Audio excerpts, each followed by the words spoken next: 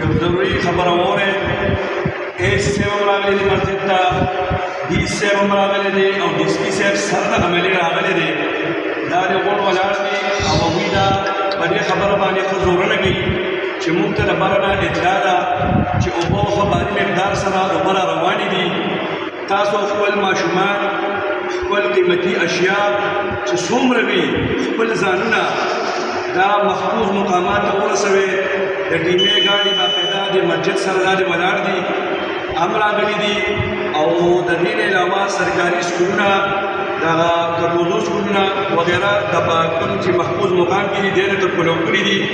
تاسو خپل ځانونه هر ځای ته خو دغه سکولونو ته محفوظ مقامونو ته ځان ورسوئ، ځکه چې بیا به مونږ ته په دې کې دغه چې مونږ ته اطلاع نه ده شوې یا چا خبرداری نه ده راکړې. ټول دا باقاعده راغلي، ټول ټیم راغلی دی او دا راغلی دی او دوی دا اطلاع کوي چې خپل ځانونه محفوظ مقامات ته ورسوئ.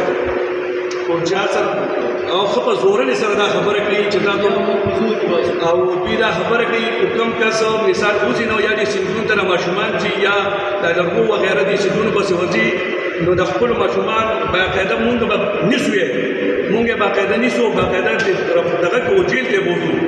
ځکه چې تاسو په دې طریقه نه کې ښه په زورنې سره دا خبره کوو چې تاسو خپل ځانونه چې کوم دي محفوظ مقامات ته ورسوئ.